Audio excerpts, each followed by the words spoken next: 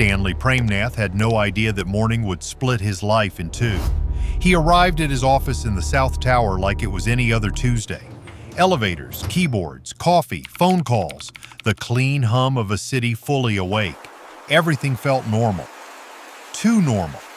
Because while he was settling in on the 81st floor, 19 terrorists were already spread across 4 transcontinental flights, turning civilian aircraft into weapons loaded with thousands of gallons of fuel and aimed at symbolic targets. In less than an hour, New York would stop feeling eternal. At 7:59 a.m., American Airlines Flight 11 took off from Boston to Los Angeles. At 8:14, United 175 left Boston for Los Angeles as well. At 8:20, American 77 departed from Washington Dulles, also bound for Los Angeles. And at 8:42, United 93 finally took off from Newark to San Francisco after a delay of more than 25 minutes. These were not random routes. They were long-haul flights carrying heavy fuel loads, relatively light passenger counts, and departing close together. The plan was simple in its cruelty. Turned civilian airplanes into missiles aimed at the economic, military, and political symbols of the United States. Stanley knew none of that. All he knew was that something had suddenly happened in the North Tower. At 8:46:40, Flight 11 slammed into floors 93 through 99 of the North Tower. From Lower Manhattan, the first reaction was not understanding. It was confusion, a violent impact, a rumor moving through phones, hallways, and office floors. People drifting toward windows, eyes searching for smoke where just a minute earlier there had only been blue sky. No one inside the South Tower had the full picture yet. Stanley started evacuating. Like so many others, he assumed leaving was the only logical choice. But in the middle of the confusion, he received an instruction that would later feel like a death sentence. A security guard told him the danger was in the other tower, that he could go back. And he did. That is one of the most brutal truths about September 11th. For several long minutes, thousands of people were forced to make life or death decisions with incomplete, conflicting information. And inside that uncertainty, the tragedy deepened. While that was happening at the World Trade Center, there was no uncertainty left on board the planes.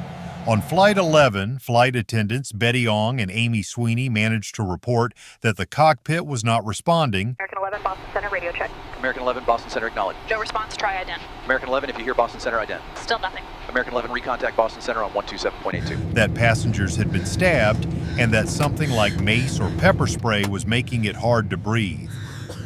On Flight 175, passengers and crew were also able to report that the hijackers had taken over the cockpit, that a flight attendant had been stabbed, and that they appeared to have knives, pepper spray, and a bomb. One passenger even suspected they were planning to crash the plane into a building. For the people on board, the horror arrived before it did for the rest of the country. By then, Stanley was back at his desk. Then he looked out the window. What he saw did not look real. According to the 9/11 memorial, the plane came in from the direction of the Statue of Liberty and was heading straight toward him. Not toward the tower, toward him. For 1 second, there were no headlines, no history, no national context.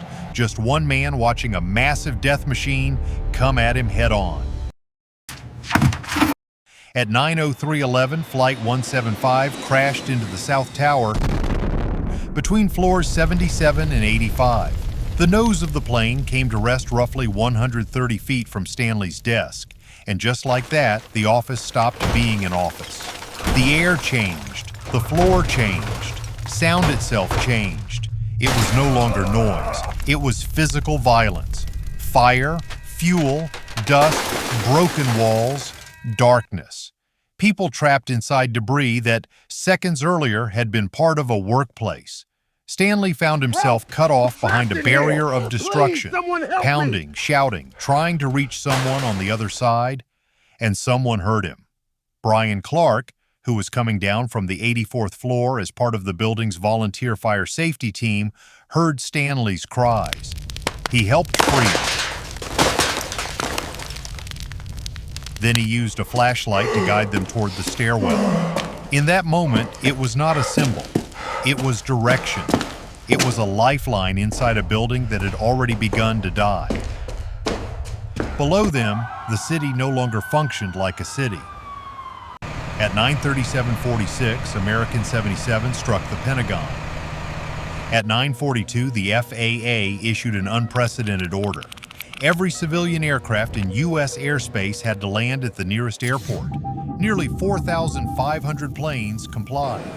The entire country was entering a reality no one had imagined possible that morning.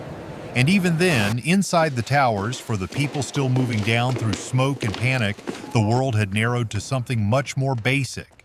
Make it down one more floor. Breathe again. Do not fall behind. And there was still a fourth plane. On United 93, the hijacking began at around 9:28. The terrorists stormed the cockpit, turned the plane toward Washington, and claimed to have a bomb. But passengers and crew were able to call their families and authorities. Through those calls, they learned something devastating. Other planes had already struck the towers and the Pentagon, so they made a decision that changed the story of that flight. They organized. They fought back. At 9:57, the passengers began their attempt to retake the cockpit. The hijackers responded by violently maneuvering the plane. Then, at 10:03, they crashed it into a field in Pennsylvania before losing control. Recovered evidence and the later investigation strongly suggest that the most likely target was the U.S. Capitol. Stanley and Brian kept going down. They did not have the full script. They did not know about the Pentagon. They did not know about Flight 93. They only knew what mattered in that moment. Every landing between staircases was borrowed time. Every open door could mean survival. Every person helping another person was pushing back against something far bigger than themselves. That is another truth about 9/11 that often gets buried beneath the numbers. The same day that revealed industrial-scale cruelty also revealed enormous human courage, repeated thousands of times. At 9:59, the South Tower collapsed. 29 minutes later, at 10:28, the North Tower collapsed. By then, the entire complex was smoke, steel, ash, sirens, and emptiness. Not poetic emptiness, literal emptiness. A hole where something had stood just hours earlier.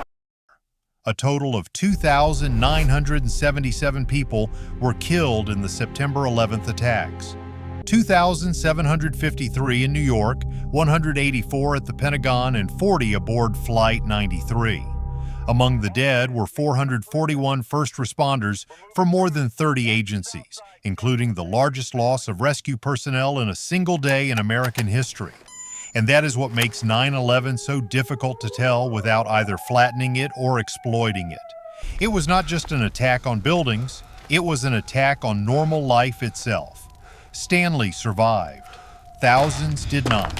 But even survival that day did not look like victory.